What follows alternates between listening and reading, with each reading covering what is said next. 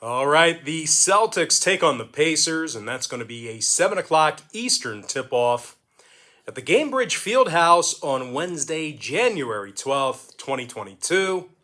The Boston Celtics are the 3-point favorite on the road here with a total at 210 and a half. And if you're gearing up for Wild Card Weekend in the NFL and you want to see what games I'm actually betting on, you may want to think about signing up for my NFL tier package picks on brockpage.com. Now, we're currently hitting at 60% in our last 15 NFL tier package picks on that very website. And the link for those picks is located in the description section below. But as far as this Celtics-Pacers game is concerned, it's the Celtics who won their last 4-2 straight up in their last 6. Now, Boston has done a pretty nice job defensively this season. They're currently in the top 5 in defensive field goal percentage, and they're actually limiting their competition to just 105 points a game.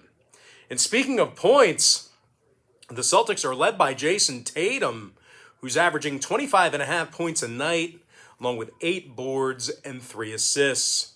Meanwhile, teammate Jaylen Brown, he's also scoring 24 points a game himself, along with 6 boards and 3 assists. And when it comes to rebounding, this Boston team is in the top 10 in offensive boards per game. They're taking on a Pacers club who's 11 games below 500 right now, and they may have to go to work without leading scorer Malcolm Brogdon. He's currently listed as questionable with an Achilles injury.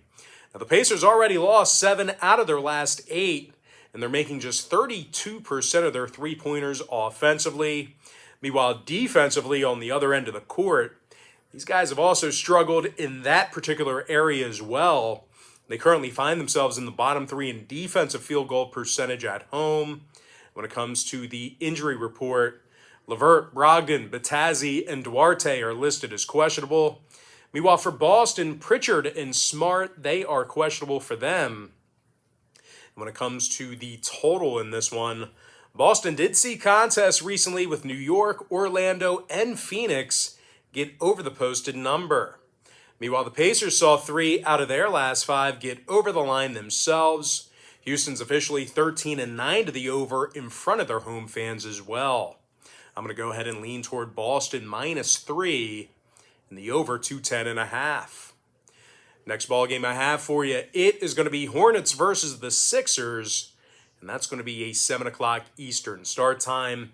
Philadelphia is -5.5 at the Wells Fargo Center. Totals 226. Now, the Sixers are playing just .500 basketball at the Wells Fargo Center this season, and they're covering the point spread in just 37% of those home games. Having said all that, though, the red-hot Sixers are currently on a 7-game winning streak, and they successfully covered the point spread 6 times during that span. Now, Philly's allowing only 105 points per contest for the entire season, and they're currently in the top 10 in defensive field goal percentage at home. Now, when it comes to the offensive play here of the Sixers, Joel Embiid's averaging 27 points a game, along with double-digit rebounds. Now, the big man's also drilling nearly 40% of his three-pointers. Meanwhile, Tobias Harris is scoring over 18 points a game himself, along with 7 boards and 3 assists. Now, Philly's taking on a Charlotte team who's had significant problems defensively this year. As a matter of fact, the Hornets allow more points per contest on the road than any other team in the NBA. And if that wasn't bad enough, well, these guys simply can't get rebounds. They're currently in the bottom 10 in offensive rebounding, bottom 3 in defensive boards as well. Now, the Hornets lost their last 10 straight against Philly. So if you're into historical trends, maybe you're thinking Charlotte is due here, but the historical trends do not favor Hornets backers. Now, when it comes to the COVID list here, Oubre and Carey, they're sitting this one out here due to the virus. Meanwhile, for the Sixers on the other side of things, Milton, Maxey, and Springer, they are out. Not going to see them in action. Meanwhile, Seth Curry, he is currently listed as questionable. Now, total-wise, 5 out of the Sixers' last 9 ball games got over the line, throwing out that Houston game. The They also went 8-2 to the over in their last 10 meetings with Charlotte. So once again, if you're into historical trends, may want to think about firing on the over in this one. And speaking of the Hornets on the other side of things, they actually saw contests here recently with Detroit, Washington, and Phoenix get over the posted total themselves. Plenty of overs to go around here between these two clubs. I'm going to lean toward Philadelphia -5.5 in the over 226. Next matchup, Magic versus the Wizards, 7 o'clock Eastern tip-off. Washington is -6 with the total at 216.5. But despite being favored at home here, the Wizards are probably going to have to go to work without their leading scorer, Bradley Beal. He's been downgraded to doubtful with virus concerns. Meanwhile, Bryant and Gill, they're also listed as questionable to play here tonight against the Magic as well. Now, the Wizards have had a pretty tough time covering the point spread here recently. They're 0-4 against the spread in their last 4 ball games.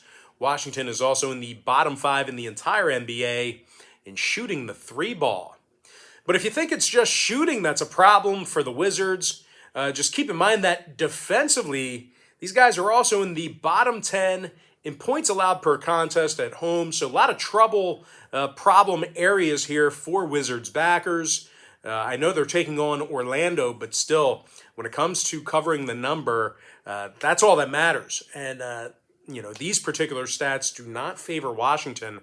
Now, they are going up against an Orlando team who successfully covered the point spread in 3 out of their last 5 themselves. So once again, as bad as Orlando's been, they actually do a fairly good job covering the point spread. Once again, 3-2 ATS in their last 5.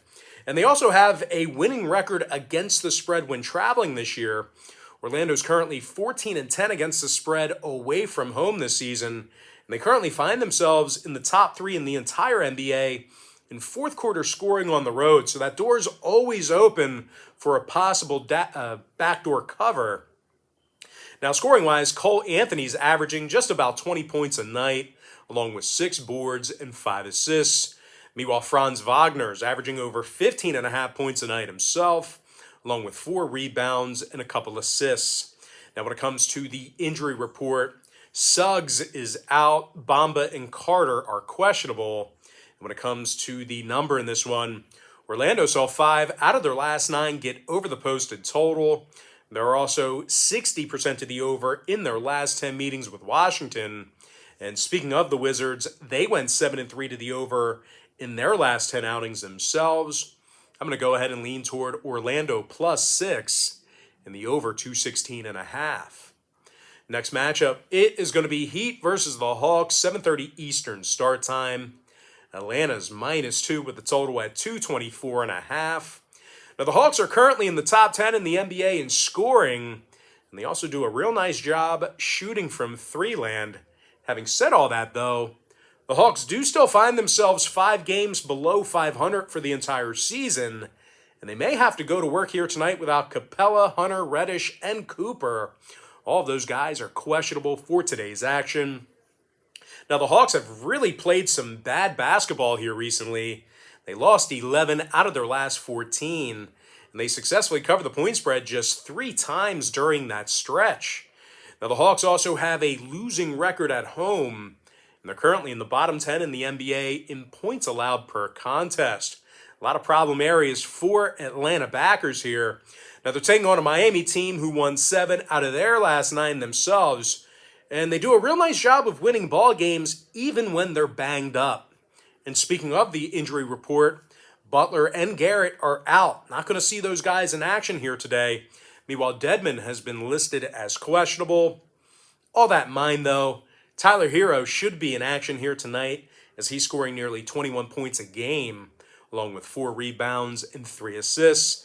Now, Hero's also drilling nearly 40% of his shots from beyond the arc. He's been pretty dangerous shooting from 3 land. Meanwhile, Max Strus, he's drilling 42% of his 3 balls himself. 11 points a night for the role player. And of course, no real surprise here. Miami currently finds themselves in the top 3 in the NBA in shooting the 3 ball as a team. Now, defensively, on the other end of the court, they currently lead the association in reboundings per contest. And when it comes to the total in this one, Miami saw games recently with Orlando and Detroit fall under the posted number. Meanwhile, Atlanta saw 2 out of their last 3 fall under the line themselves.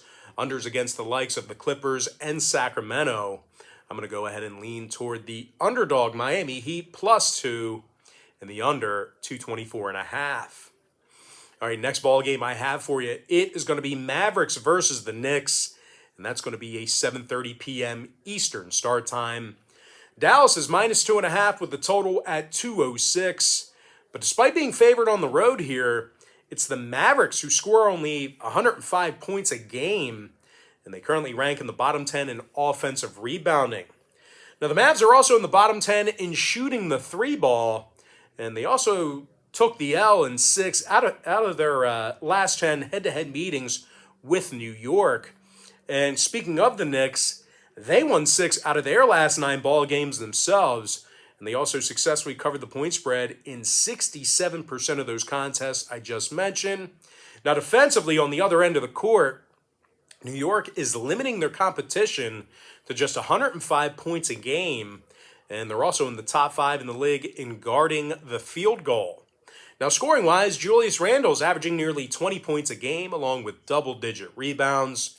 Meanwhile, R.J. Barrett is scoring over 16 points a night himself, along with 5 boards and a couple assists. Now, the New York Knicks are doing a pretty good job scoring late in games.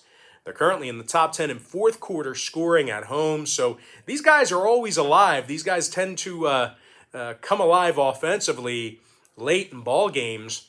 Now, when it comes to the injury report, Walker and Noel are questionable for New York. Arcidiacono is out. Meanwhile, for Dallas on the other side of things, Boban is questionable. Porzingis and Cauley Stein, they are listed as out for them. And when it comes to the total in this one, Dallas went 6-1 to the under in their last 7 ball games, 67% to the under for the entire season. Meanwhile, the Knicks, on the other side of things, they are 12-9 to the under at Madison Square Garden. They also saw 8 out of their last 10 head-to-head meetings with Dallas fall under the line as well. I'm going to lean toward the New York Knicks +2.5 and the under 206. All right, next ball game I have for you, it is going to be Rockets versus the Spurs, and that's going to be an 8:30 p.m. Eastern tip-off. San Antonio's -5.5 with the total at 232. And regardless of their recent struggles, the Spurs did cover the number recently against the likes of Brooklyn, Boston, and Utah. As a matter of fact, the Spurs are 10-7 against the spread at the AT&T Center this season, and they're currently leading the entire NBA in shooting from the field at home.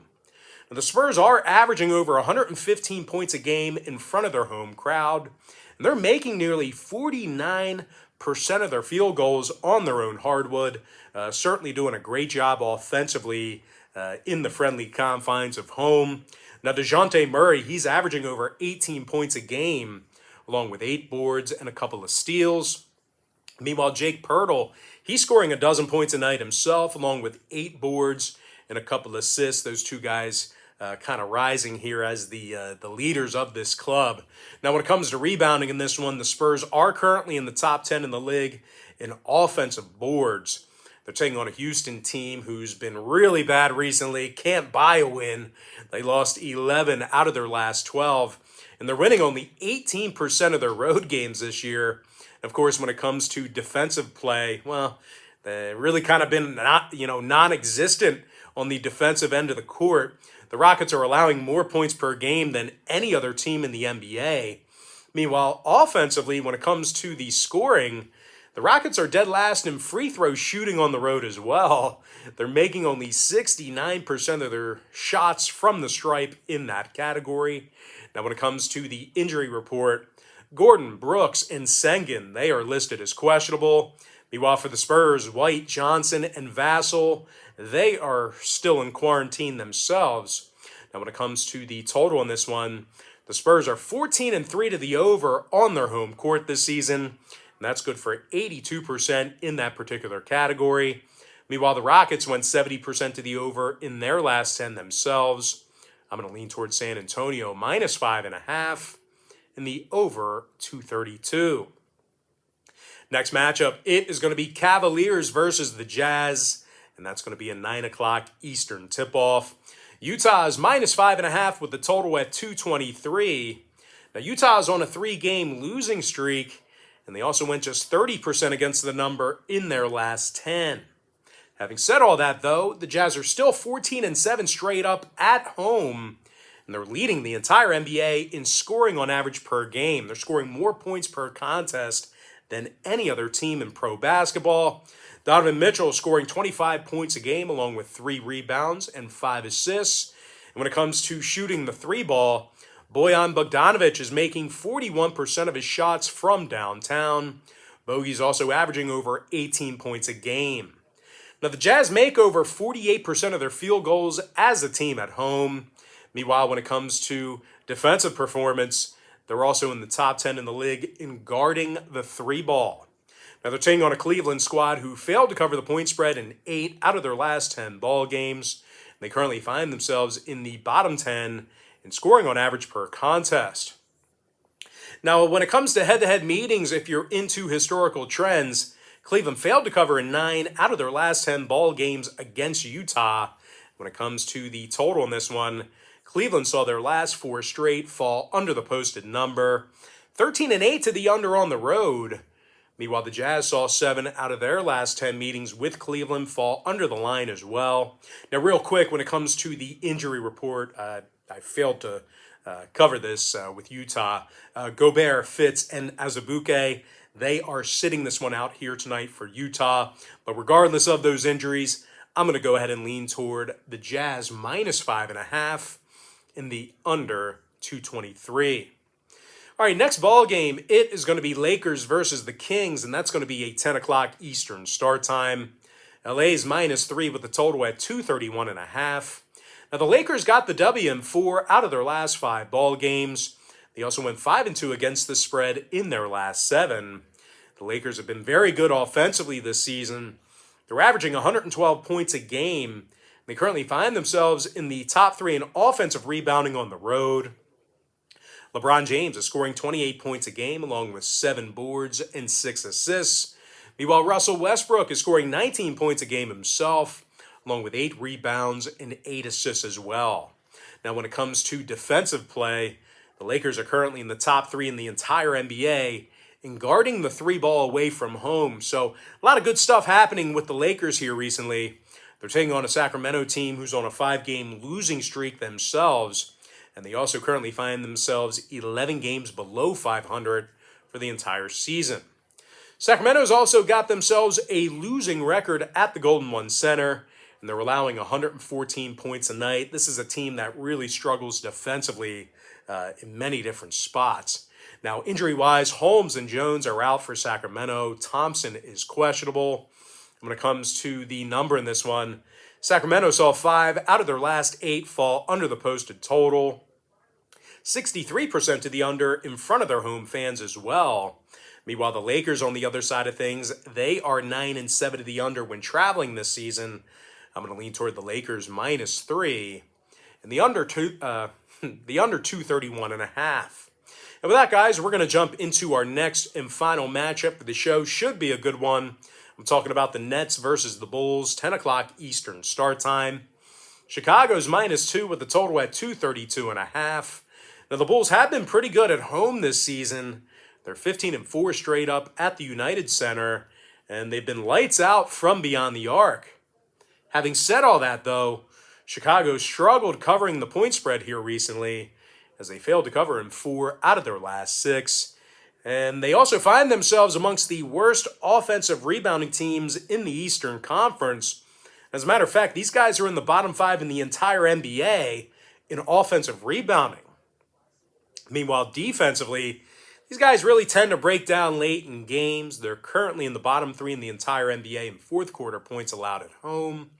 They're taking on a Brooklyn team who scores 114 points a night themselves when traveling. And they also currently lead the entire league in shooting from the field on the road.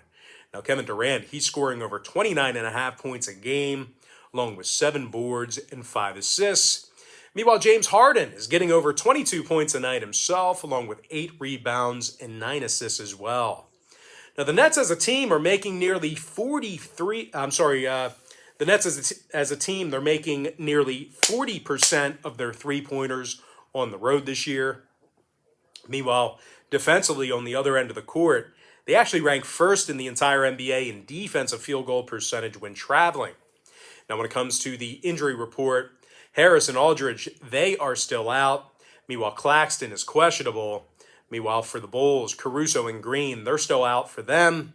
When it comes to the scoring in this one, Brooklyn saw games with Portland, Milwaukee, and Memphis recently fall under the posted number. Brooklyn also went 60% to the under in their last 10 meetings with Chicago. And speaking of the Bulls, they went 4-2 to the under in their last 6 themselves. I'm going to go ahead and lean toward Brooklyn +2 and the under 232.5. And with that, guys, we're going to jump into our quick pick recap.